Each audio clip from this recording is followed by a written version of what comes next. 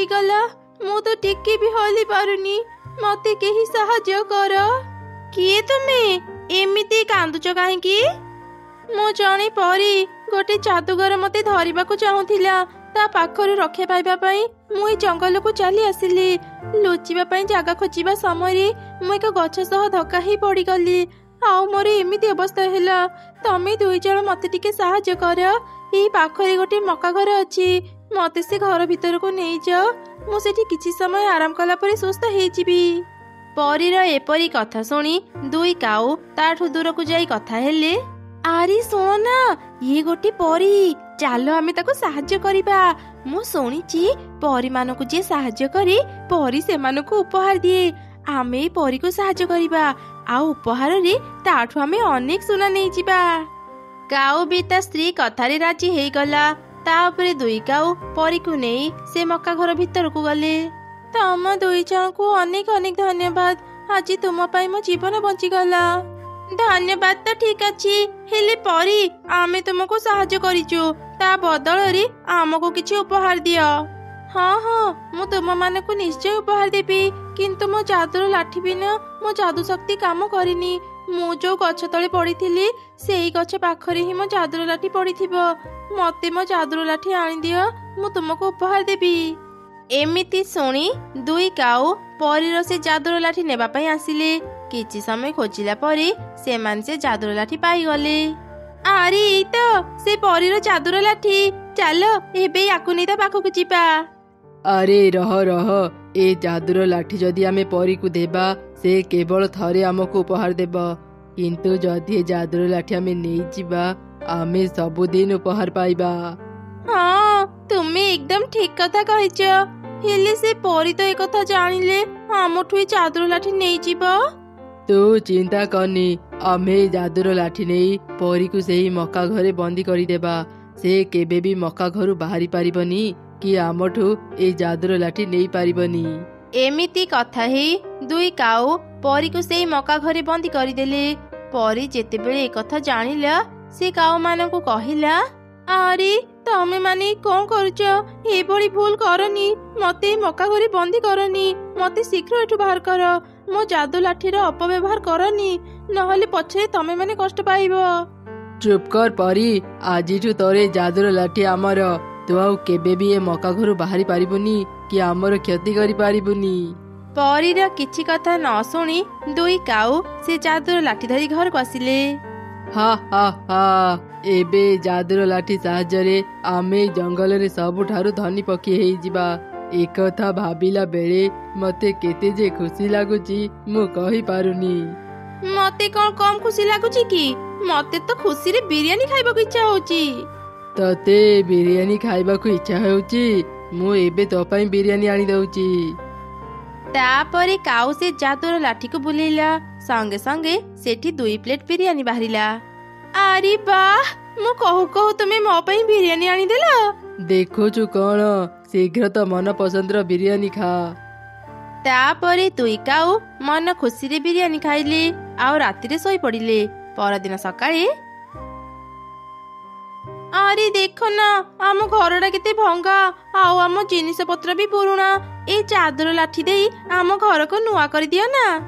କାଉ ତାଙ୍କ ପୁରୁଣା ଜିନିଷକୁ ନୂଆ କରିଦେଲା ଆଉ ତାଙ୍କ ଘରକୁ ବି ବଡ଼ କରିଦେଲା। ଏମିତି ଦୁଇ କାଉ ଯାଦୁର ଲାଠି ସାହାଯ୍ୟରେ ଅନେକ ଧନୀ ହେଇଗଲେ। ତଥାପି ସେମାନେ ଖୁସି ନଥିଲେ। ସେମାନେ କେମିତି ଜଙ୍ଗଲର ଅନ୍ୟ ଚଢ଼େଇମାନଙ୍କୁ ହଇରାଣ କରିବେ ଚିନ୍ତା କଲେ। ଆରେ ଶୁଣୁଛ, ଆମେ ଏତେ ଧନୀ ହେଲା ପରେ ବି ଚଢ଼େଇମାନେ ଆମ କଥା ଶୁଣୁନାହାନ୍ତି। ଏଇ ଜଙ୍ଗଲରେ ଏମିତି ବି ଚଢ଼େଇ ଅଛନ୍ତି ଯୋଉମାନେ ଏବେ ବି ଧନୀ। ଏମିତି କିଛି କର ଯେମିତି ଏ ଜଙ୍ଗଲର ସବୁ ଚଢ଼େଇ ଗରିବ ହେଇଯିବେ ଆଉ ଆମର ସବୁ କଥା ମାନିବେ। ଆରେ ବାଃ, ତୁ ଏକଦମ ଠିକ କଥାଟେ କହିଲୁ। ମୁଁ ତ ଏମିତି ଭାବି ନଥିଲି। ମୁଁ ଏବେ ହିଁ ସବୁ ଚଢ଼େଇଙ୍କୁ ଗରିବ କରିଦେବି। ତାପରେ ସବୁ ଚଢ଼େଇ ଆମ କଥାରେ ଉଠିବେ ଆଉ ଆମ କଥାରେ ବସିବେ। ଏମିତି ଚିନ୍ତା କରି କାଉମାନେ ଚଢ଼େଇର ଘରକୁ ଗଲେ ଆଉ ତାର ମଜବୁତ ଘରକୁ ଭଙ୍ଗା ଘର କରିଦେଲେ। ଏ କଣ କାଉ ଭାଇ, ତୁମେ କଣ କଲ? ମୋର ଏତେ ମଜବୁତ ଘରକୁ ଭଙ୍ଗା ଘର କରିଦେଲ। ଏବେ ଶୀତ ଦିନ, ରାତି ହେଲେ ଅନେକ ଥଣ୍ଡା ଲାଗୁଛି। ଏବେ ମୁଁ କେମିତି ଭଙ୍ଗା ଘରେ ରହିବି? ମୋ ଘରକୁ ଆଗ ଭଳି କରିଦିଅ। ତୁ ମୋ ମୁହଁ ଉପରେ ଜବାବ ଦେଉଛୁ? ତୋର ସାହସ ତ କମ୍ ନାହିଁ। ଆଜିଠୁ ଆମେ ଏଇ ଜଙ୍ଗଲର ରାଜା ଆଉ ରାଣୀ। ତୁ ଆମର ସବୁ କଥା ମାନିବୁ।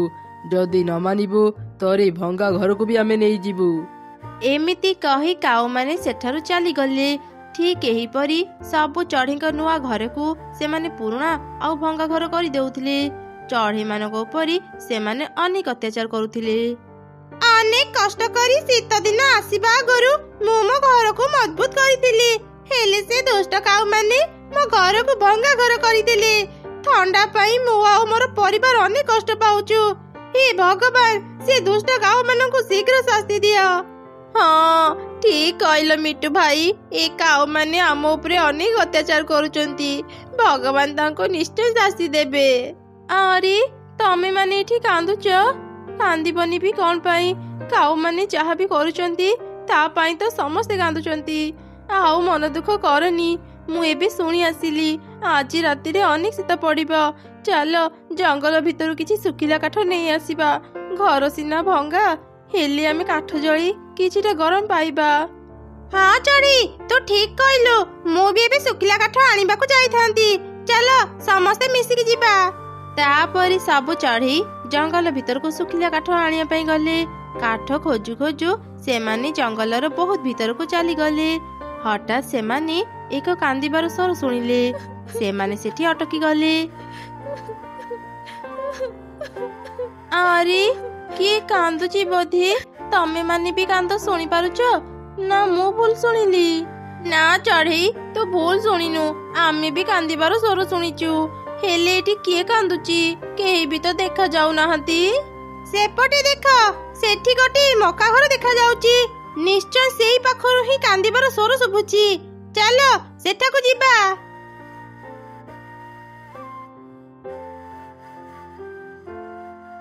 ଆରେ ଇଏ କେମିତିକା ଘର ଯାହାର କବାଟ ହିଁ ନାହିଁ?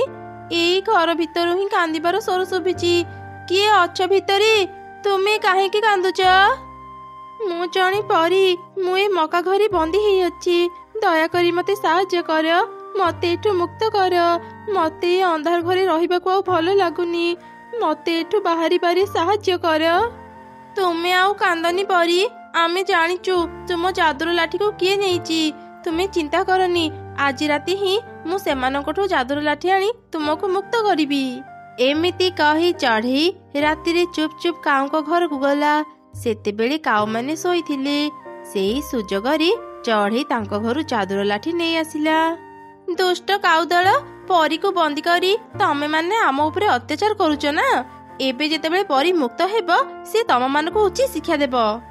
ଏମିତି କହି ଚଢ଼େଇ ଶୀଘ୍ର ମକା ଘର ପାଖକୁ ଗଲା।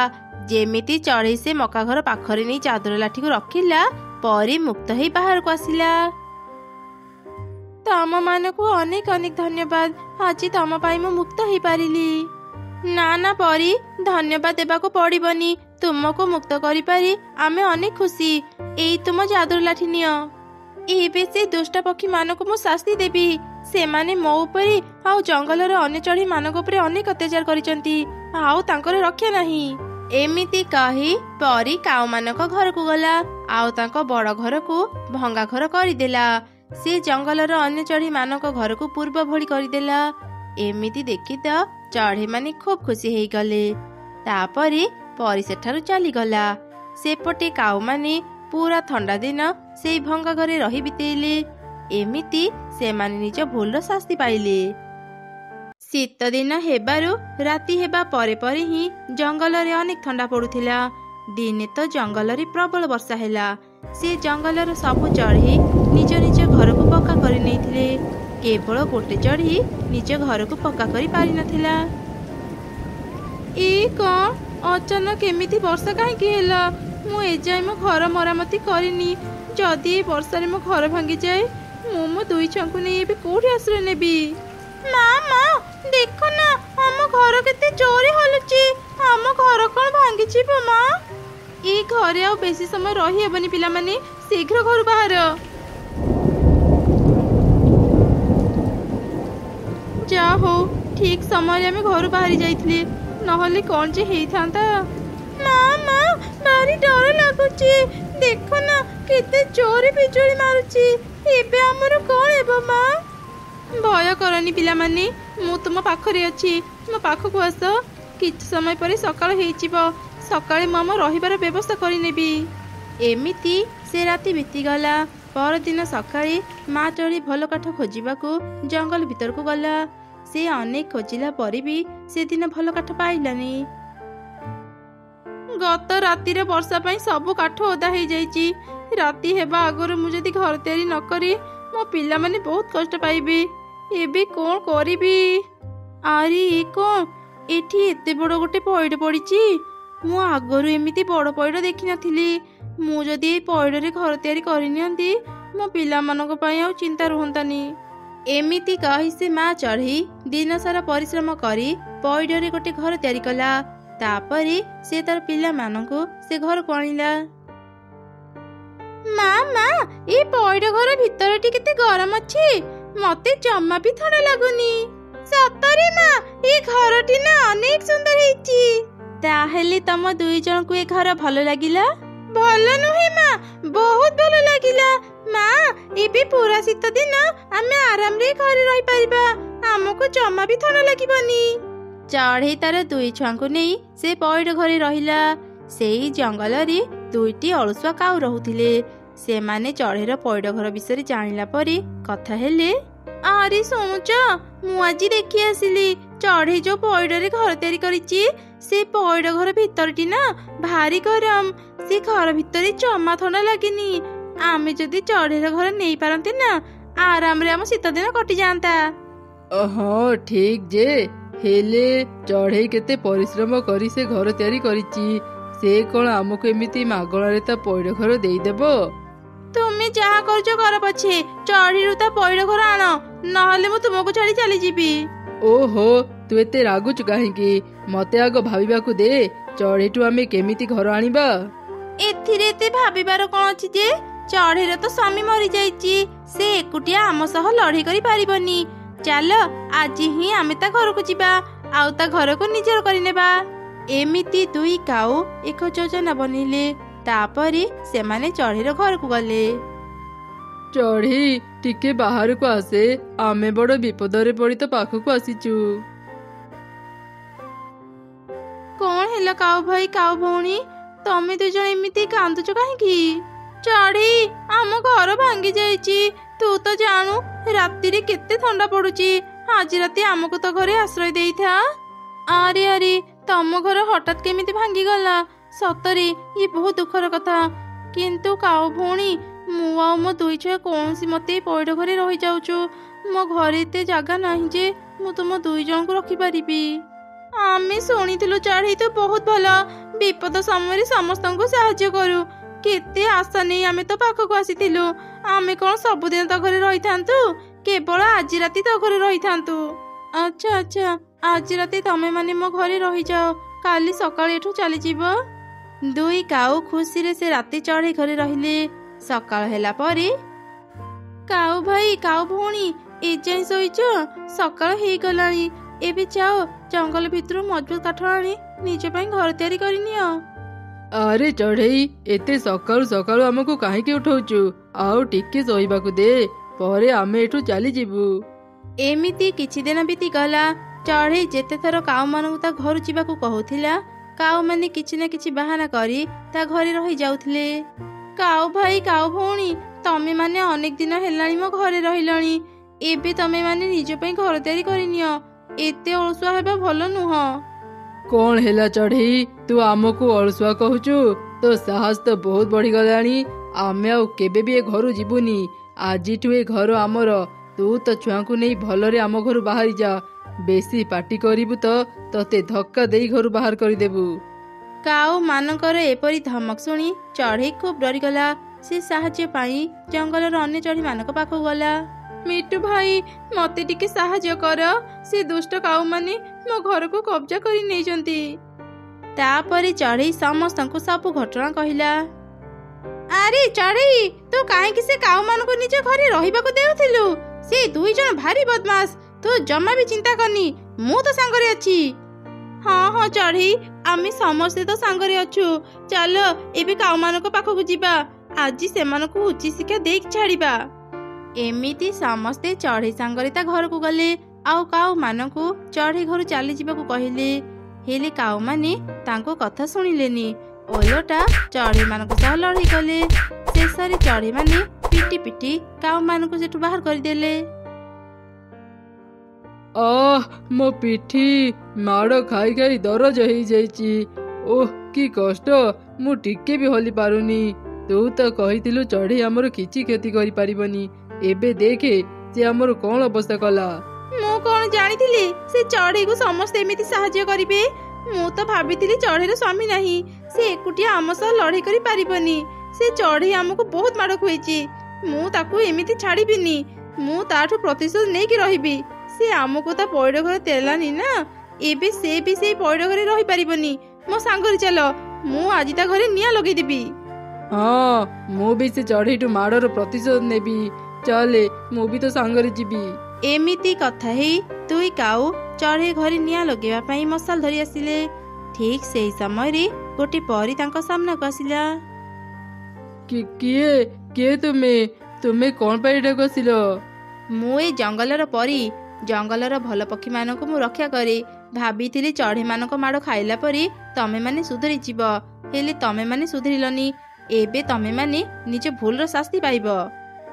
ଏମିତି କହି ପରୀ ସେ ଦୁଇ କାଉଙ୍କୁ ବରଫରେ ବନ୍ଦୀ କରିଦେଲା। ତାପରେ ସେଠାରୁ ଚାଲିଗଲା। ସେପଟେ ପଇଡ଼ ଘରେ ଚଢ଼େଇ ତାର ଦୁଇ ଛୁଆଙ୍କ ସହ ଖୁସିରେ ରହିଲା। ମା, ତୁମେ କଣ ଫୁଲ ତୋଳିବାକୁ ଯାଉଛ? ହଁ ରେ ମା, ମୁଁ ଏବେ ଫୁଲ ତୋଳିବାକୁ ଯାଉଛି। ଶୀଘ୍ର ଫୁଲ ତୋଳି ପୁଣି ବଜାରକୁ ଯିବି। ମା, ମୁଁ ବି ଆଜି ତୁମ ସାଙ୍ଗରେ ଫୁଲ ତୋଳିବାକୁ ଯିବି। ବହୁତ ଦିନରୁ ମୁଁ ଆମ ବଗିଚାକୁ ଯାଇନି। ଆଚ୍ଛା ଠିକ୍ ଅଛି, ଆସ ମୋ ସାଙ୍ଗରେ। ମା, ଏ କଣ ହେଇଯାଇଛି? ଆମର ସବୁ ଫୁଲ ଗଛ ମରିଗଲେ କେମିତି? ଲାଗୁଛି କାଲିର ଝଡ଼ ବର୍ଷାରେ ଆମ ବଗିଚାର ସବୁ ଫୁଲ ନଷ୍ଟ ହେଇଗଲା। ଏବେ ଆମର କଣ ହେବ? ମୁଁ ମୋ ବଗିଚାର ଫୁଲ ବିକ୍ରି କରି ଘର ଚଳଉଥିଲି। ମୁଁ ଏବେ ଘର କେମିତି ଚଳିବି? ଖାଇବା କେମିତି ଯୋଗାଡ଼ କରିବି? ମା, ଆମେ ଆଉ ଥରେ ଫୁଲ ଗଛ ଲଗେଇବା, ତାପରେ ପୂର୍ବ ଭଳି ଫୁଲ ବିକ୍ରି କରିବା। ନାଇଁ ରେ ମା, ଫୁଲ ଚାରା କିଣିବା ପାଇଁ ମୋ ପାଖରେ ଏବେ ଟଙ୍କା ନାହିଁ। ଏହି ସବୁ ଫୁଲ ଚାରା ନଦୀ ପାଖରେ ବାହାରିଥିଲା। ମୁଁ ସେଇଠୁ ଏସବୁ ଆଣି ଆମ ବଗିଚାରେ ଲଗେଇଥିଲି। ଆଜି ବଜାରରେ ମୁଁ କଣ ବିକ୍ରି କରିବି କିଛି ବୁଝିପାରୁନି। ମା, ଚିନ୍ତା କରନି, ନଦୀ ପାଖରେ ନା ଗୋଟେ ଫଳ ଗଛ ଅଛି। ଆଜି ଆମେ ସେଥିରୁ କିଛି ଫଳ ଆଣି ବଜାରରେ ବିକ୍ରି କରିଥିବା। ହଁ, ମୁଁ ବି ସେଇ କଥା ଭାବୁଥିଲି ରେ ମା। ଚାଲ ଏବେ ସେଠାକୁ ଯିବା। ଏବେ କେବଳ ସେ ଫଳ ହିଁ ଆମର ଶେଷ ଭରସା। ଏମିତି କହି ମା ଚଢ଼େଇ ତା ଝିଅ ସାଙ୍ଗରେ ଫଳ ତୋଳିବାକୁ ଗଲା। ସେତେବେଳେ କାଉ ଆଉ ତାର ଝିଅ ସାଙ୍ଗରେ ତାଙ୍କର ଦେଖା ହେଲା। ଆରେ ଚଢ଼େଇ, ତୁ ତ ଝିଅ ସାଙ୍ଗରେ କୋଉଠିକି ଯାଉଛୁ? କାଉ ଭଉଣୀ, ମୁଁ ଫଳ ଆଣିବା ପାଇଁ ନଦୀ ପାଖକୁ ଯାଉଥିଲି। ବୁଝିଗଲି ଚଢ଼େଇ, ମୁଁ ଜାଣେ ତୁ କେତେ ଗରିବ। ମୁଁ ଶୁଣିଥିଲି ଗତକାଲିର ଝଡ଼ ବର୍ଷାରେ ତୋ ଫୁଲ ବଗିଚା ନଷ୍ଟ ହେଇଯାଇଛି। ଏବେ ତ ତୋ ପାଖରେ କାମ ନାହିଁ। ଆମ ଜଙ୍ଗଲର ଜମିଦାରଙ୍କ ଘରେ ମୋ ସ୍ୱାମୀ କାମ କରନ୍ତି। ସେ ତାଙ୍କୁ ଅନେକ ଟଙ୍କା ଦରମା ଦେଉଛନ୍ତି। ତୁ ଯଦି ଚାହିଁବୁ, ମୁଁ ଜମିଦାରଙ୍କ ସହ କଥାବାର୍ତ୍ତା କରି ତତେ ତାଙ୍କ ଘରେ ଚାକରାଣୀର କାମରେ ରଖିପାରିବି। ନା କାଉ ଭଉଣୀ, ମୁଁ କଷ୍ଟ କରି ଚଳିଯିବି ପଛେ ଜମିଦାରଙ୍କ ଘରେ ଚାକରାଣୀର କାମ କରି ତାଙ୍କଠୁ ଅପମାନ ସହିପାରିବିନି। ଆମ ଜଙ୍ଗଲର ଜମିଦାର ବହୁତ ରାଗି। ଛୋଟ ଛୋଟ ଭୁଲରେ ବି ସେ ଅନେକ ଶାସ୍ତି ଦିଅନ୍ତି। ଆଚ୍ଛା କାଉ ଭଉଣୀ, ମୁଁ ଏବେ ଫଳ ତୋଳିବାକୁ ଯାଏ। ବଜାରକୁ ଯିବା ପାଇଁ ନହେଲେ ଡେରି ହେଇଯିବ। ଫୁଟାଣି ଦେଖ ଏଇ ଗରିବ ଚଢ଼େଇର। ଭିକାରୀ ହେବାକୁ ବସିଲାଣି, ତଥାପି ଆର ଗର୍ବ ଭାଙ୍ଗୁନି।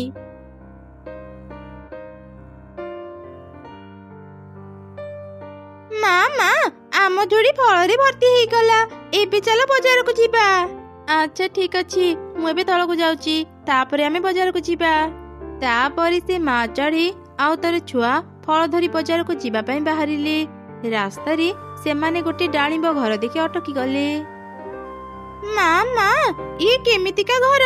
ମୁଁ ଏମିତି ଘର ତ ଆଗରୁ ଦେଖିନଥିଲି। ଏଇଟା ତ ଗୋଟେ ଡାଳିମ୍ବ ଘର, ହେଲେ ଘର ଏଠାକୁ କେମିତି ଆସିଲା? ମା, ଏ ଘର ଯେମିତି ବି ଆସିଥାଉ, ଚାଲ ନା ଆମେ ଥରେ ଏ ଘର ଭିତରକୁ ଯାଇ ଦେଖି ଆସିବା।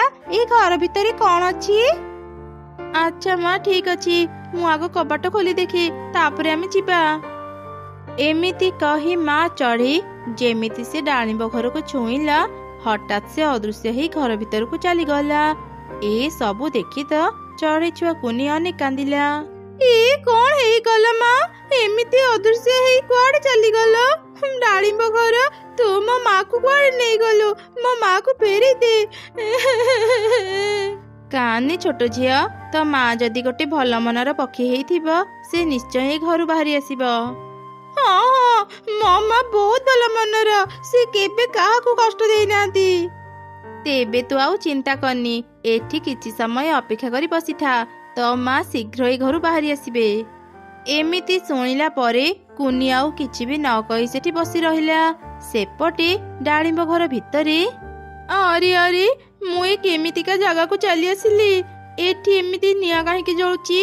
ଆଉ ସେପଟେ ଏତେ ସୁନା ଟଙ୍କା କିଏ ରଖିଛି? ନିଶ୍ଚୟ ଏ ଘରକୁ ଭୂତ ଘର ହେଇଥିବ। ଏଇଠି ବେଶୀ ସମୟ ରହିବା ଠିକ ନୁହଁ। ମୁଁ ବାହାରକୁ ବାହାରିବାର ରାସ୍ତା ଖୋଜି ଦେଖେ। ରହିଯାଅ, ମୋ କଥା ଶୁଣିଯାଅ। କିଏ କିଏ କଥା କହୁଛ? ମୁଁ ତ କାହାକୁ ବି ଦେଖୁନି। ଏପଟେ ଦେଖ, ମୁଁ ନିଆଁ କଥା କହୁଛି। ମୋ ପାଖରେ ଥିବା ସୁନା ଟଙ୍କା ତୁମେ ନ ନେଇ କାହିଁକି ଚାଲି ଯାଉଛ? ତୁମେ ବୋଧେ ମୋ ନିଆଁକୁ ଦେଖି ଡରି ଯାଉଛ, ସେଥିପାଇଁ ଏ ସୁନା ନେଇପାରୁନ। ନା ନା ନିଆଁ, ମୁଁ ସେଥିପାଇଁ ଡରିନି। ମୋର ତ ଡେଣା ଅଛି। ମୋର ଯଦି ସୁନା ଟଙ୍କା ନେବାର ଥାନ୍ତା, ମୁଁ ତୁମ ଉପର ଦେଇ ଉଡ଼ି ନେଇ ପାରିଥାନ୍ତି। ହେଲେ ସୁନା ମୋର ନୁହଁ, ସେଥିପାଇଁ ଏସବୁରେ ଲୋଭ ନ କରି ମୁଁ ଏଠୁ ବାହାରିବାକୁ ଚାହୁଁଛି। ଚଢ଼େଇ, ମୁଁ ତୋର ଭଲ ଗୁଣ ଦେଖି ଅନେକ ଖୁସି। ଏ ସୁନା ଟଙ୍କା ମୁଁ ଏଠି ରଖିଛି। ଭଲ ପକ୍ଷୀମାନଙ୍କୁ ମୁଁ ଏ ସୁନା ଟଙ୍କା ଦେଇ ସାହାଯ୍ୟ କରେ। ଚଢ଼େଇ, ତୋର ଯେତେ ଇଚ୍ଛା ତୁ ଏଠୁ ସୁନା ଟଙ୍କା ନେଇଯା। ଏସବୁ ମୁଁ ତତେ ଉପହାର ଦେଉଛି। ହେଲେ ମୋର ଏତେ ସାରା ସୁନା ଟଙ୍କା ଦରକାର ନାହିଁ। ମତେ କେବଳ ଏତିକି ଦରକାର ଯେତିକିରେ ମୁଁ ଗୋଟେ ବ୍ୟବସାୟ ଆରମ୍ଭ କରିପାରିବି। ଆଉ ନିଆଁ, ଦୟାକରି ମତେ ଏଠୁ ବାହାରିବାର ରାସ୍ତା କହିଦିଅ। ମୋର ଛୋଟ ଝିଅ ମୋ ପାଇଁ ବ୍ୟସ୍ତ ହେଉଥିବ। ହଁ ହଁ, ମୁଁ ତତେ ଏଠୁ ବାହାର କରିଦେବି। ଆଗ ତୋର ଯେତିକି ଦରକାର ତୁ ସୁନା ଟଙ୍କା ନେଇଯା। ଏମିତି ଶୁଣି ଚଢ଼େଇ ସୁନା ଟଙ୍କା ପାଖକୁ ଯାଇ ତାର ଯେତିକି ଦରକାର ସେତିକି ସୁନା ଟଙ୍କା ନେଲା। ତାପରେ ଡାଳିମ୍ବ ଘର ବାହାରକୁ ସେ ଚାଲି ଆସିଲା। ମା, ତୁମେ ଆସିଗଲ? ମତେ ନା ଭାରି ଡର ଲାଗୁଥିଲା। ଭିତରେ ତୁମ ସହ କଣ ହେଲା ମା? ମା ଚଢ଼େଇ ତା ଝିଅକୁ ସବୁ ଘଟଣା କହିଲା। ସେମାନେ ଖୁସିରେ ଘରକୁ ଫେରି ଆସିଲେ। ଆଉ ସୁନା ଟଙ୍କା ବିକ୍ରି କରି ମା ଚଢ଼େଇ ଅନେକ ଗୁଡ଼ିଏ ଫଳ ଚାରା କିଣି ନିଜ ଜମିରେ ଲଗେଇଦେଲା।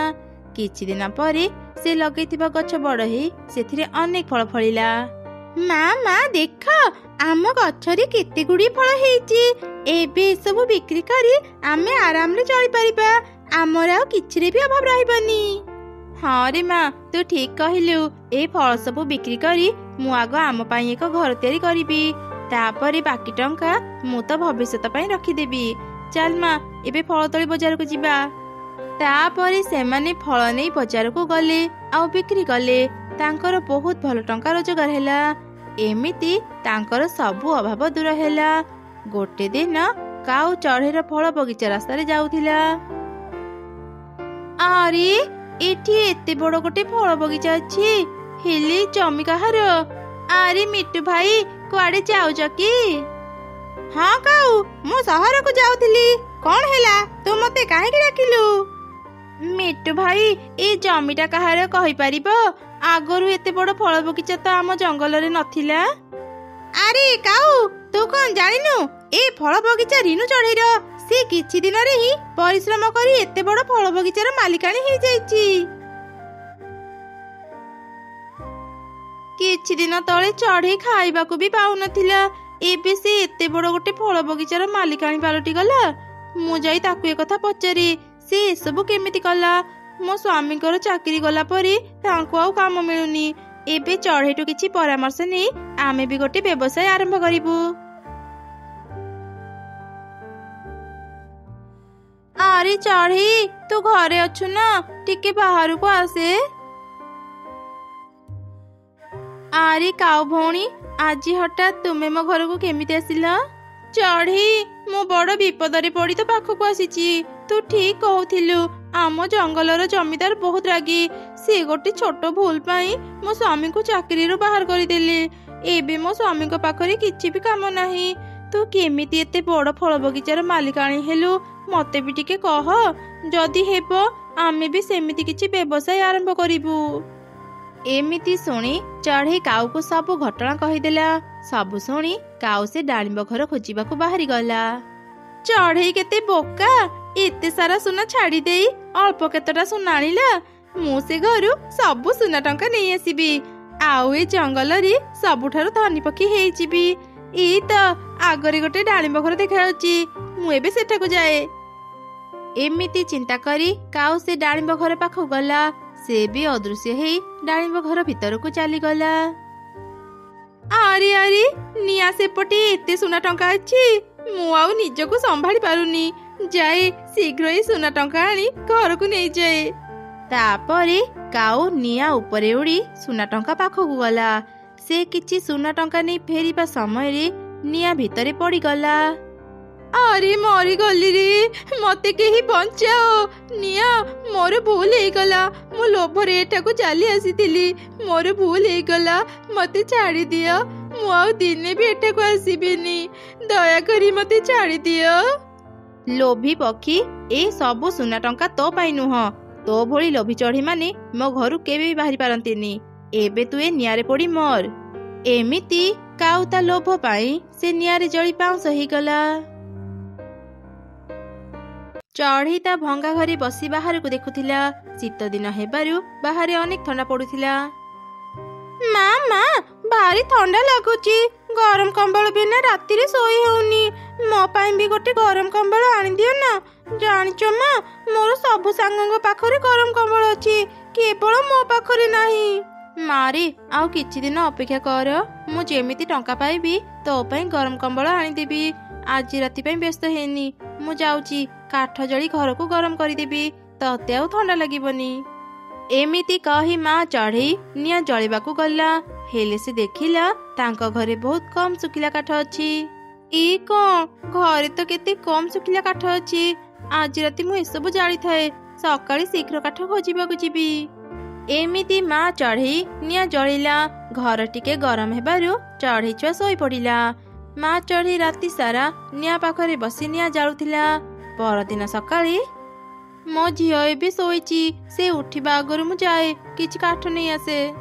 ତାପରେ ମା ଚଢ଼େଇ କାଠ ଖୋଜିବା ପାଇଁ ବାହାରକୁ ଗଲା। ସକାଳେ ବି ଥଣ୍ଡା ପବନ ବହୁଥିଲା।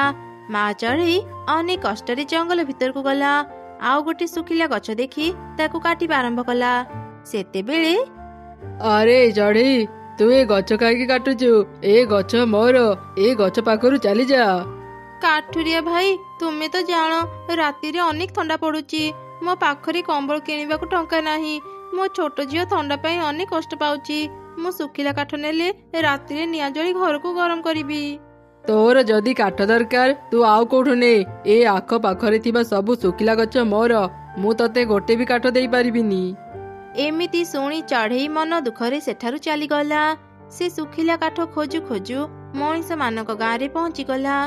ସେତେବେଳେ ସେ ଦେଖିଲା ଗାଁର ସରପଞ୍ଚ ଗରିବ ଅସହାୟ ଲୋକଙ୍କୁ କମ୍ବଳ ବାଣ୍ଟୁଥିଲା। ଆରେ, ଏ ଗାଁର ସରପଞ୍ଚ କେତେ ଭଲ। ସେ ଗରିବ ଅସହାୟ ଲୋକଙ୍କୁ କମ୍ବଳ ଦେଇ ସାହାଯ୍ୟ କରୁଛନ୍ତି। ମୁଁ ବି ତାଙ୍କ ପାଖକୁ ଯାଇ ସାହାଯ୍ୟ ମାଗି ଦେଖେ। ଏମିତି ଚିନ୍ତା କରି ଚଢ଼େଇ ଲୋକଙ୍କ ଲାଇନରେ ଯାଇ ଛିଡା ହେଇଗଲା। ଯେତେବେଳେ ସରପଞ୍ଚ ତାକୁ ଦେଖିଲା, ସେ କହିଲା, ଏ କଣ, ତୁ ଗୋଟେ ଚଢ଼େଇ ହେଇ ମଣିଷ ମାନଙ୍କ ଲାଇନରେ ଛିଡା ହେଇଛୁ? ଯା ଯା, ଏଠୁ ଚାଲିଯା। ମତେ ଏଠୁ ବାହାର କରନ୍ତୁନି। ଶୀତ ପାଇଁ ମୁଁ ଆଉ ମୋ ଝିଅ ବହୁତ କଷ୍ଟ ପାଉଛୁ। ଦୟାକରି ମତେ ବି ଗୋଟେ କମ୍ବଳ ଦିଅନ୍ତୁ। ତୁ ଗୋଟେ ଚଢ଼େଇ, ତତେ ବି ଥଣ୍ଡା ଲାଗୁଛି? ମୁଁ ଆଜି ଏକଥା ନୂଆ ଶୁଣୁଛି। ଏସବୁ କଣ କହୁଛନ୍ତି? ଆମେ ଚଢ଼େଇ ବୋଲି କଣ ଆମକୁ ଥଣ୍ଡା ଲାଗିବନି? ଆମର କଣ କଷ୍ଟ ନାହିଁ? ଆପଣ ଗରିବ ଅସହାୟ ଲୋକଙ୍କୁ କମ୍ବଳ ଦେଇ ସାହାଯ୍ୟ କରୁଛନ୍ତି। ମୁଁ ବି ସାହାଯ୍ୟ ପାଇବା ଆଶାରେ ଆପଣଙ୍କ ପାଖକୁ ଆସିଥିଲି। ଆଚ୍ଛା ଆଚ୍ଛା, ଠିକ ଅଛି ଚଢ଼େଇ, ତୁ ଆଉ ମନ କଷ୍ଟ କରନି।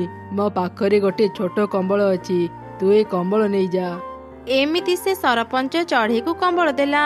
ଚଢ଼େଇ ଖୁସିରେ କମ୍ବଳ ଧରି ଘରକୁ ଗଲା। ଚଢ଼େଇ ଯେତେବେଳେ ଘରକୁ ଯାଉଥିଲା ଦୁଇ କାଉ ତାକୁ ଦେଖୁଥିଲେ। ଆରେ ଦେଖ ଦେଖ, ଚଢ଼େଇ ଗୋଟେ ନୂଆ କମ୍ବଳ ଆଣିଛି। ଆମ ଘରେ ତ ଗୋଟେ ବି କମ୍ବଳ ନାହିଁ। ଯାଅ ଯାଅ, ମୋ ପାଇଁ ଚଢ଼େଇ ପାଖରୁ ସେ କମ୍ବଳ ଆଣିଦିଅ।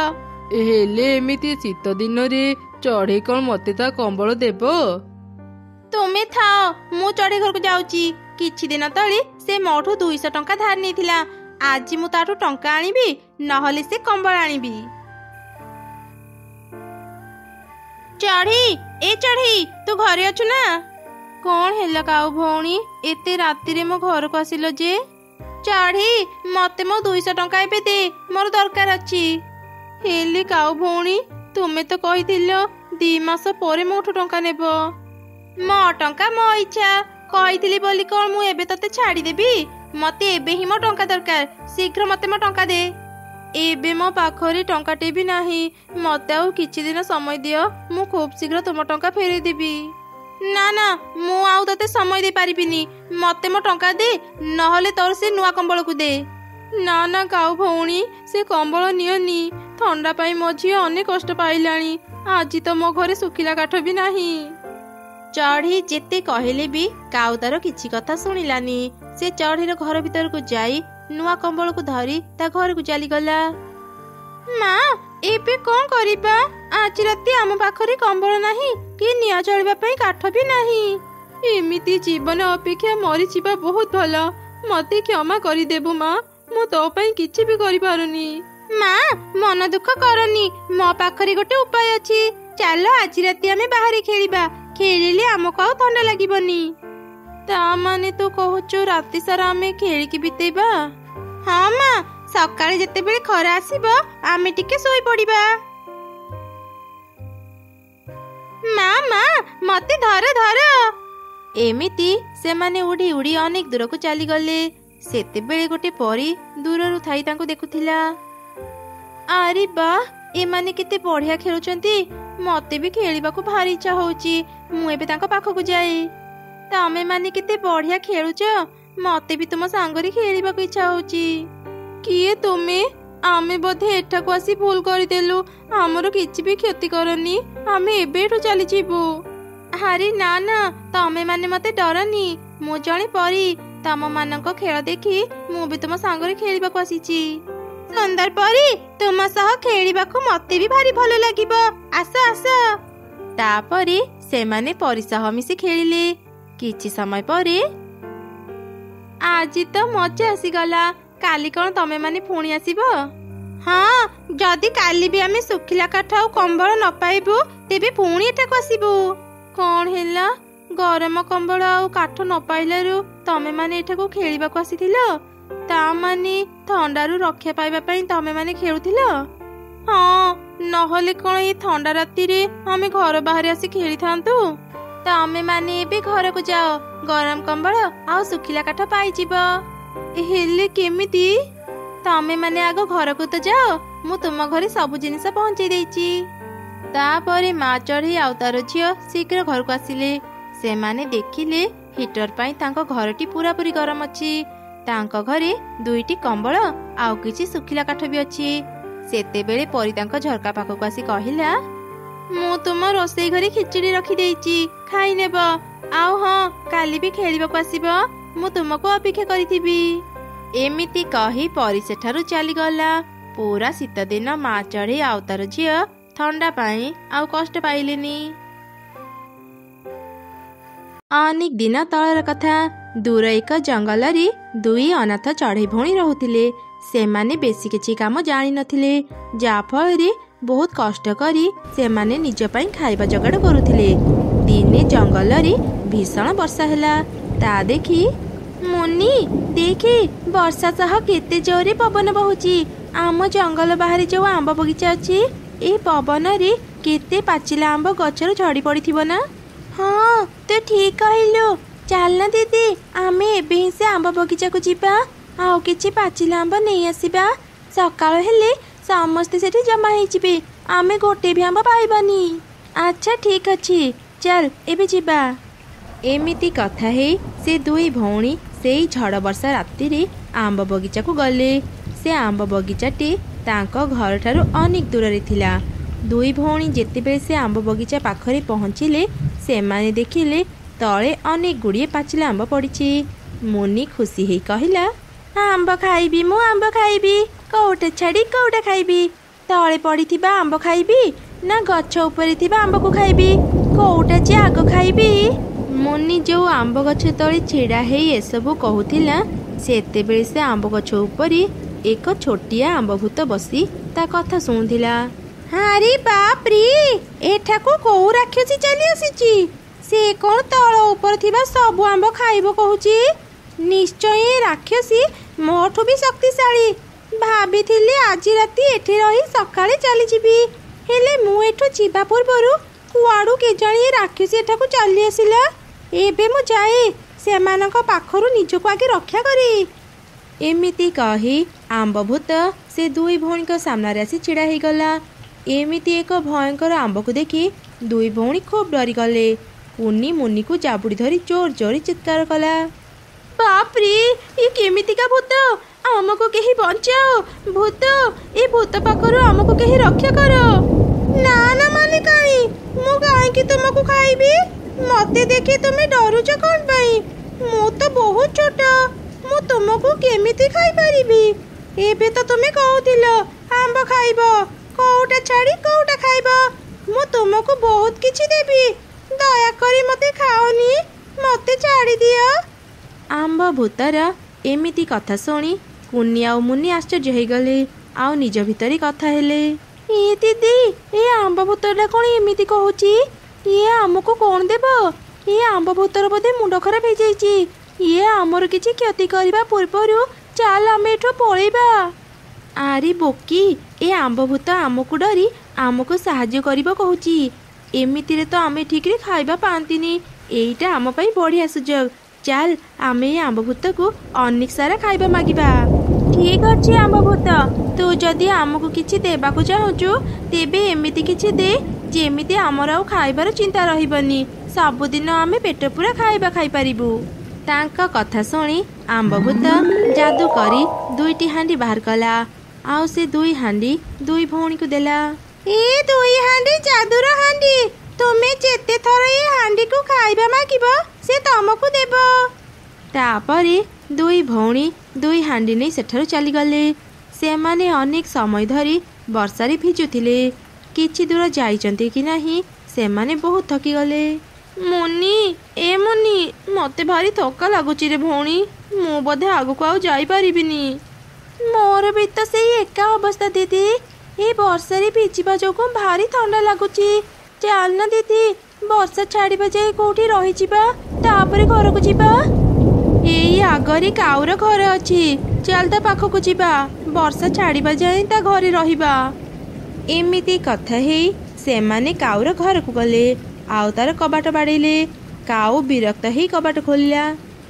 ता आम दी भौणीकर किछि काम नाही कि, ए झड़ वर्षा राति रे मो घर को काहे आसीच।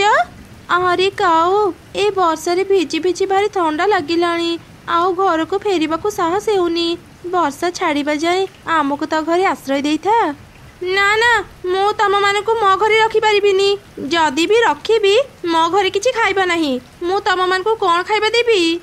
खाइबा कथा तो चिंता करनी, आम पाखरे दुईटी जादूर हांडी अछि, आमे हांडी को जहाँ भी खाइबा मागिबो से आमको देब, तो खाली आमको रहिबाकु दे। ए सबु कथा शुणी काउ मनरे लोभ आसिला। से मनरे चिंता कला, ए माने सब कोन कहउचंदी, जादूर हांडी, सतरे कोन ए जादूर हांडी को जहाँ भी मागिबो से ता देब।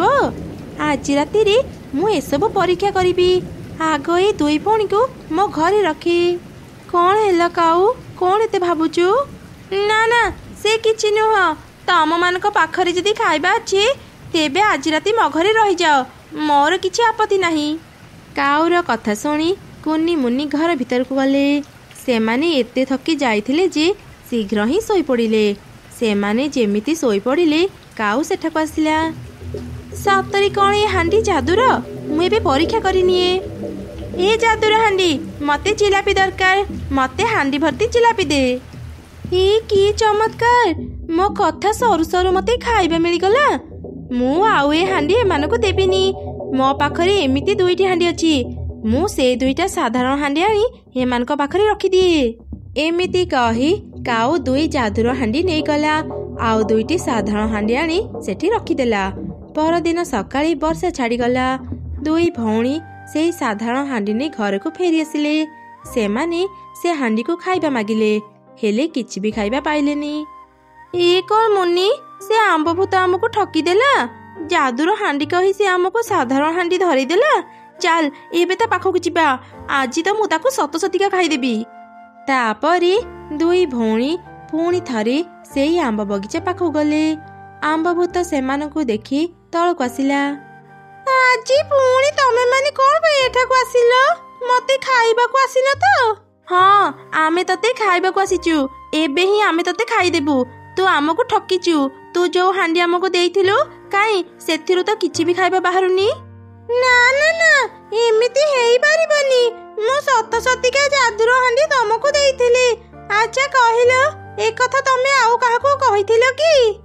ହଁ, କାଉକୁ କହିଥିଲୁ। ଗତ ରାତି ଆମେ ଥକି ଯିବାରୁ ତା ଘରେ ଆଶ୍ରୟ ନେଇଥିଲୁ ଆଉ ତାକୁ ହିଁ ଏକଥା କହିଥିଲୁ। ମୁଁ ଏବେ ସବୁ ବୁଝିଗଲି। ସେଇ ଦୁଷ୍ଟ କାଉ ତମମାନଙ୍କ ଯାଦୁର ହାଣ୍ଡି ନେଇଯାଇଛି ଆଉ ତା ବଦଳରେ ସେ ତମମାନଙ୍କୁ ସାଧାରଣ ହାଣ୍ଡି ଦେଇଦେଇଛି। ହେଲେ ଚିନ୍ତା କରନି, ମୁଁ ଆଜି ତମମାନଙ୍କୁ 2ଟି ଯାଦୁର ଲାଠି ଦେବି। ଏଇ ଲାଠି ଦ୍ୱାରା ତମେ ମାନେ ନିଜ ଯାଦୁର ହାଣ୍ଡି ଫେରି ପାଇବ। ଏ 2 ଲାଠି ତମର ସବୁ କଥା ମାନିବେ। ତାପରେ କୁନି ମୁନି ସେଇ ଯାଦୁର ଲାଠି ଧରି କାଉ ପାଖକୁ ଗଲେ। ଏ କାଉ, ଭଲରେ ଆମକୁ ଆମ ଯାଦୁର ହାଣ୍ଡି ଫେରେଇ ଦେ। ଆମେ ଜାଣିଛୁ ତୁ ହିଁ ଆମ ଯାଦୁର ହାଣ୍ଡି ନେଇଛୁ ନା। ଏସବୁ କ'ଣ ଓଲଟା ପାଲଟା କଥା କହୁଛ? ମୁଁ କାହିଁ ତମ ଯାଦୁର ହାଣ୍ଡି ନେବି? ଆଜି ସକାଳେ ତ ତମେ ମାନେ ନିଜ ହାଣ୍ଡି ନେଇ ଘରକୁ ଗଲ। ବୁଝିଗଲୁ, ତୁ ଏମିତି ଆମକୁ ଆମ ହାଣ୍ଡି ଦେବୁନି। ରହ, ଏବେ ତ କଥା ବୁଝୁଛୁ। ଏ ଯାଦୁର ଲାଠି, ଏ କାଉ ସତ କଥା ନ କହିଲା ଯାଏ ତାକୁ ପିଟ। ତାପରେ 2 ଲାଠି କାଉକୁ ଅନେକ ପିଟିଲେ। କାଉ ଯନ୍ତ୍ରଣାରେ ଚିତ୍କାର କଲା।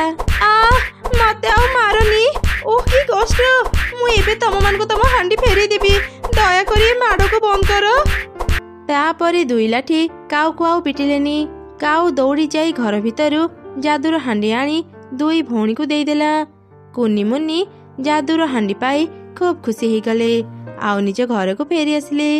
ଏମିତି ସେମାନେ ପ୍ରତିଦିନ ପେଟ ପୂରା ଖାଇବା ଖାଇ ଖୁସିରେ ରହିଲେ। ଦୂର ଏକ ଜଙ୍ଗଲରେ ଗୁଡ୍ଡି ତା ମା ମିନୁ ସାଙ୍ଗରେ ରହୁଥିଲା। ସେମାନେ ପ୍ରତିଦିନ ଜଙ୍ଗଲରୁ ଖୋଜି ଖୋଜି ମିଠା ଫଳ ଆଣି ବଜାରରେ ବିକ୍ରି କରୁଥିଲେ। ଆରେ ମା, ଆଜି ଫଳ ତୋଳିବାକୁ ଆସୁ ଆସୁ ଡେରି ହେଇଗଲା। ଶୀଘ୍ର ଶୀଘ୍ର ଫଳ ତୋଳ ମା, ମୁଁ ଏଠୁ ଗଲା ପରେ ପୁଣି ବଜାରକୁ ବି ଯିବି। ମା, କିଏ କାନ୍ଦୁଛି ନା? ତୁମେ କାହାର କାନ୍ଦ ଶୁଣିବାକୁ ପାଉଛ? ହଁ, ଶୁଣିବାକୁ ତ ପାଉଛି ଯେ, ହେଲେ ତୁ ସେପଟେ କାନ ଦେନି। ବେଳେ ବେଳେ ଜଙ୍ଗଲ ଭିତରୁ ଏମିତି ଅଦ୍ଭୁତ କାନ୍ଦ ଶୁଣାଯାଏ। ତୁ ସେଠାକୁ ଜମା ବି ଯିବୁନି। ହେଲେ ମା, ଯଦି କିଏ ବିପଦରେ ପଡ଼ି କାନ୍ଦୁଥାଏ, ଚାଲ ନା ମା, ଥରେ ସେଠାକୁ ଯାଇ ଦେଖି ଆସିବା। ମୁଁ ତତେ ମନା କଲି ନା, ତୁ ସେଠାକୁ ଯିବୁନି। ଦେଖେ, ମୁଁ ଫଳ ତୋଳି ସାରିଲିଣି। ଚାଲ ବି ଘରକୁ ଯିବା। ତାପରେ ସେମାନେ ଫଳ ଝୁଡ଼ି ଧରି ଘରକୁ ଫେରି ଆସିଲେ। ମୁନି ବଜାରକୁ ଯାଇ ଫଳ ବିକ୍ରି କଲା। କିଛି ସମୟ ପରେ ରାତି ହେଇଗଲା। ଅଧରାତିରେ ଗୁଡ୍ଡି ଏକ ଭୟଙ୍କର ସ୍ୱପ୍ନ ଦେଖିଲା। ସ୍ୱପ୍ନରେ ଜଣେ କାନ୍ଦି କାନ୍ଦି ତାକୁ ସାହାଯ୍ୟ ମାଗୁଥିଲା। ଗୁଡ୍ଡି, ଆମେ ବିପଦରେ ଅଛୁ। ଆମକୁ ସାହାଯ୍ୟ କର। ଆମ ପାଖକୁ ଆ। ଆରେ, ମୋ ସ୍ୱପ୍ନରେ କିଏ ଏମିତି କାନ୍ଦୁଥିଲା? ମୁଁ ତ କାହାକୁ ବି ଦେଖିବାକୁ ପାଇଲିନି। ମନେ ପଡ଼ିଲା, ସକାଳେ ମୁଁ ଜଙ୍ଗଲରେ ଠିକ୍ ଏମିତି କାନ୍ଦ ଶୁଣିଥିଲି। ନିଶ୍ଚୟ ସେ ଜଙ୍ଗଲ ଭିତରେ କିଛି ଅଛି। ମୁଁ କାଲି ସକାଳେ କାହାକୁ ବି କିଛି ନ କହି ଜଙ୍ଗଲ ଭିତରକୁ ଯିବି ଆଉ ଦେଖିବି ସେଠି କିଏ ଏମିତି କାନ୍ଦୁଛି। ମା, ଆଜି ତ ଆମେ ଫଳ ଆଣିବା ପାଇଁ ଯିବାନି। ମତେ ଆଜି ଘରେ ରହିବାକୁ ଇଚ୍ଛା ହଉନି। ମୁଁ ଯାଉଛି ବାହାରୁ ଟିକେ ବୁଲି ଆସିବି। ଆରେ ମା, ଆଜି ଦିନଟା ଆରାମ କର। କାଲି ଆମେ ପୁଣି ଜଙ୍ଗଲ ଭିତରକୁ ଯିବା। ହେଲେ ମା, ମୋର ଆଜି ବାହାରକୁ ଯିବାକୁ ଇଚ୍ଛା ହେଉଛି। ଆଚ୍ଛା ହଉ ଯା, ହେଲେ ଡେରି କରିବୁନି। ଶୀଘ୍ର ଘରକୁ ଫେରି ଆସିବୁ। ତାପରେ ଗୁଡ୍ଡି ସେଇ ଜଙ୍ଗଲ ଭିତରକୁ ଗଲା। ସେଦିନ ବି ସେ ସେଇ କାନ୍ଦ ଶୁଣି ପାରିଲା। ଆରେ କଣ ଆଜି ବି ତ କାହାର କାନ୍ଦିବାର ଶବ୍ଦ ଶୁଭୁଛି। ଏଇ ଦିଗରୁ ଶବ୍ଦ ଆସୁଛି, ମୁଁ ସେଠାକୁ ଯାଇ ଦେଖେ। ଗୁଡ୍ଡି ଶବ୍ଦ ଶୁଭୁଥିବା ଜାଗାକୁ ଗଲା। ସେ ଦେଖିଲା ଏକ ଗଛରେ ଅଦ୍ଭୁତ 3 ରଙ୍ଗର ମନ୍ଦାର ଫୁଲ ଫୁଟିଛି। ଏ ମନ୍ଦାର ଫୁଲ ସବୁ ଏମିତି ରଙ୍ଗର କଣ ପାଇଁ? ମୁଁ ତ ଆଗରୁ ଏମିତି ମନ୍ଦାର ଫୁଲ କୋଉଠି ବି ଦେଖିନି। ଏଇ ପାଖରୁ ତ କାନ୍ଦ ଶୁଭୁଥିଲା, ହେଲେ କାଇଁ ଏଠି ତ କେହି ବି ନାହାନ୍ତି। ବଞ୍ଚାଅ ଗୁଡ୍ଡି, ଆମକୁ ସାହାଯ୍ୟ କର, ଆମକୁ ଏ ଫୁଲରୁ ମୁକ୍ତ କର।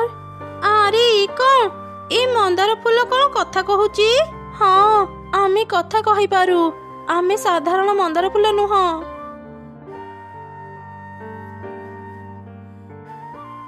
ଗୁଡ୍ଡି, ଆମକୁ ଧରନି, ନହେଲେ ତୁ ବି ଆମ ଭଳି ଅଭିଶପ୍ତ ହେଇଯିବୁ। ଅଭିଶପ୍ତ? କଣ କହୁଛ? ମୁଁ ତ କିଛି ବି ବୁଝିପାରୁନି। ତୁ ଶୁଣିବୁ ଆମ କାହାଣୀ? ତେବେ ଶୁଣ। ଆମେ 3 ଫୁଲ ହେଉଛୁ 3ଟି ପରି। ଏଠାରୁ ବହୁତ ଦୂରରେ ଆମ ଘର। ଦିଦି, ତୁ ଜାଣିଛୁ ପୃଥିବୀରେ ନା ବୁଲିବା ପାଇଁ ବହୁତ ସୁନ୍ଦର ସୁନ୍ଦର ଜାଗା ଅଛି। ନଦୀ, ଝରଣା, ଜଙ୍ଗଲ, ଏମିତି ବହୁତ ସୁନ୍ଦର ଜାଗା ଅଛି। ସତରେ? ଚାଲ ନା ଆଜି ଆମେ ସମସ୍ତେ ପୃଥିବୀକୁ ଯାଇ ବୁଲି ଆସିବା। ହଁ, ମୋର ବି ଜଙ୍ଗଲ ଦେଖିବାକୁ ଭାରି ଇଚ୍ଛା ହେଉଛି। ଚାଲ ନା ଆଜି ଆମେ ସମସ୍ତେ ସେଠାକୁ ଯିବା। ଯିବା ପୂର୍ବରୁ ଚାଲ ପରୀମାଙ୍କ ପାଖରୁ ଆମେ ଆଗ ଅନୁମତି ନେବା। ମା, ଆମେ ଶୁଣିଲୁ ପୃଥିବୀ ବହୁତ ସୁନ୍ଦର। ଯିଏ ଥରେ ସେଠାକୁ ଯାଏ ସେ ଆଉ ଆସିବାକୁ ଇଚ୍ଛା କରେନି। ଆମେ 3 ଭଉଣୀ ବୁଲିବା ପାଇଁ ସେଠାକୁ ଯିବୁ। ହଁ, ସତରେ ପୃଥିବୀ ବହୁତ ସୁନ୍ଦର, ହେଲେ ତମେ ମାନେ ସେଠାକୁ ଯାଇପାରିବନି। ହେଲେ କଣ ପାଇଁ ମା? କାରଣ ତମେ ମାନେ ଯଦି ସଠିକ ସମୟରେ ସେଠାରୁ ଆସିପାରିବନି, 1 ବର୍ଷ ତମେ ମାନେ ସେଠି ରହିଯିବ। ମା, ଆମେ ବଡ଼ ହେଲୁଣି, ତୁମେ ଚିନ୍ତା କରନି। ମୁଁ ମୋ 2 ଭଉଣୀଙ୍କୁ ନେଇ ସଠିକ ସମୟରେ ଏଠାକୁ ଫେରି ଆସିବି।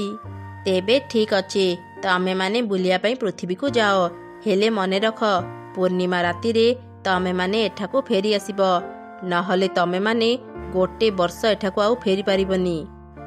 ମା, ଚିନ୍ତା କରନି, ଆମେ ଶୀଘ୍ର ଫେରି ଆସିବୁ। ଆମେ ଆଜି ହିଁ ପୃଥିବୀକୁ ଯିବୁ। ଏମିତି କଥା ହେଇ ଆମେ 3 ଜଣ ଏଇ ଜଙ୍ଗଲକୁ ବୁଲିବା ପାଇଁ ଆସିଲୁ। ଆରେ ଭଉଣୀ ମାନେ, ଦେଖ ଦେଖ ଚାରିଆଡେ କେମିତି ଫୁଲ ଫଳ ଗଛ ଭର୍ତ୍ତି। ଆରେ ସେପଟେ ଦେଖ କେତେ ସୁନ୍ଦର ଫୁଲ ହେଇଛି ଗଛରେ। ଆରେ ସତରେ ତ ଏଇ ଗଛର ଫୁଲ ବହୁତ ସୁନ୍ଦର, ଗଛଟି ବି ବହୁତ ବଡ଼। ଚାଲ ଚାଲ ଏଇ ଗଛର କିଛି ଫୁଲ ତୋଳିବା। ତାପରେ ଆମେ ଏଇ ଗଛରୁ ଅନେକ ଗୁଡ଼ିଏ ଫୁଲ ତୋଳିଲୁ। ଏଇ ଗଛ ତଳେ ଜଣେ ସାଧୁ ବାବା ବସି ଧ୍ୟାନ କରୁଥିଲେ। ଭୁଲରେ ଆମ ହାତରୁ କିଛି ଫୁଲ ଖସି ସାଧୁ ବାବାଙ୍କ ଉପରେ ପଡ଼ିଗଲା, ଯାହା ଫଳରେ ତାଙ୍କ ଧ୍ୟାନ ଭାଙ୍ଗିଗଲା। ତମ ମାନଙ୍କର ଏତେ ସାହସ, ମୋର ଧ୍ୟାନ ଭାଙ୍ଗିଦେଲ। ଆମେ ଜାଣିଶୁଣି ଆପଣଙ୍କ ଉପରେ ଫୁଲ ପକେଇନୁ, ଭୁଲରେ ଆମ ହାତରୁ ଖସି ପଡ଼ିଲା। ଦୟାକରି ରାଗନ୍ତୁନି, ଆପଣଙ୍କୁ କଣ ଦରକାର କୁହନ୍ତୁ, ଆମେ ଆପଣଙ୍କୁ ସବୁ କିଛି ଦେଇପାରିବୁ। ମୂର୍ଖ ପରି ମତେ ଲୋଭ ଦେଖାଉଛୁ। ତମେ ମାନେ ଅନେକ ଦିନରୁ କରୁଥିବା ସାଧନାକୁ ମୋର ଭାଙ୍ଗିଦେଲ।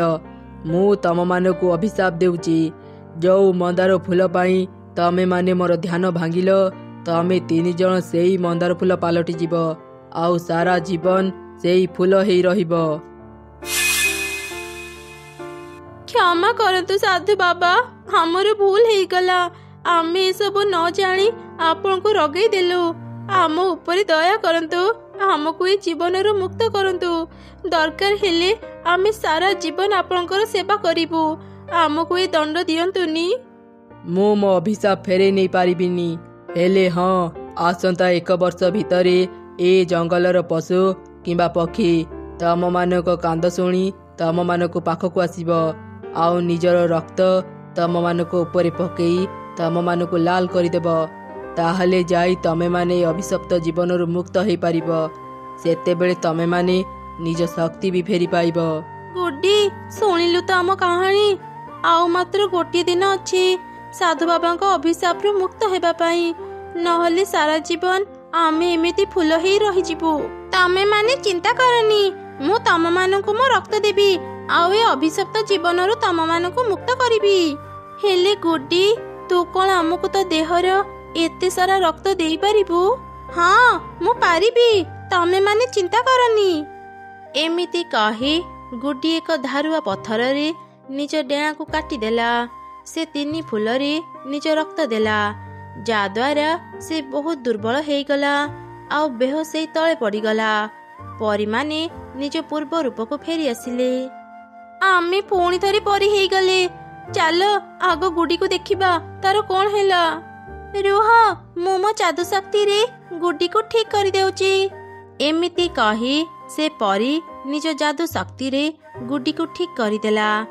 ଗୁଡି ପୁରାପୁରି ସୁସ୍ଥ ହେଇଗଲା। ନିଜ ଶକ୍ତିକୁ ଫେରି ପାଇ 3 ପରୀ ବହୁତ ଖୁସି ଥିଲେ। ଆରେ କ'ଣ ତମେ ମାନେ ନିଜ ପୂର୍ବ ରୂପ ଫେରି ପାଇଲ? ମତେ ବି ଭଲ କରିଦେଲ। ତମ ମାନଙ୍କୁ ବହୁତ ବହୁତ ଧନ୍ୟବାଦ। ଧନ୍ୟବାଦ ଆମେ ତତେ ଦେବୁ। ତୋ ପାଇଁ ହିଁ ଆଜି ଆମେ ନିଜ ପୂର୍ବ ରୂପ ଫେରି ପାଇଲୁ। ଆମେ ତ ବିଷୟରେ ଜାଣିଛୁ ଗୁଡି। ତୁ ତ ମା ସାଙ୍ଗରେ ରହୁଛୁ। ଫଳ ବିକ୍ରି କରି ତମେ ମାନେ ଅନେକ କଷ୍ଟରେ ଚଳ। ହଁ, ମୋ ମା ବହୁତ ପରିଶ୍ରମ କରନ୍ତି, ତଥାପି ସେ ଘର ଖର୍ଚ୍ଚ ଉଠେଇ ପାରନ୍ତିନି। ଆଜିଠୁ ତମ ମାନଙ୍କର ଆଉ କିଛି ଦୁଃଖ ରହିବନି। ଏଇ କୁକୁଡ଼ା ନେ। ଏଇ କୁକୁଡ଼ା ସାଧାରଣ କୁକୁଡ଼ା ନୁହଁ। ସେ ପ୍ରତିଦିନ ତମକୁ ଗୋଟିଏ ସୁନା ଅଣ୍ଡା ଦେବ। ତମେ ମାନେ ସେ ଅଣ୍ଡା ବିକ୍ରି କରି ଆରାମରେ ଚଳିପାରିବ। ଆଜି ପୂର୍ଣ୍ଣିମା, ଆମେ ଘରକୁ ଫେରି ଯାଉ, ନହେଲେ ଆଉ 1 ବର୍ଷ ଘରକୁ ଫେରି ପାରିବୁନି। ଏମିତି କହି ପରୀମାନେ ସେଠାରୁ ଚାଲିଗଲେ। ଗୁଡି ସୁନା ଅଣ୍ଡା ଦିଆ କୁକୁଡ଼ା ଧରି ନିଜ ଘରକୁ ଫେରିଲା। ସେ ତାର ମାକୁ ସବୁ ଘଟଣା କହିଲା।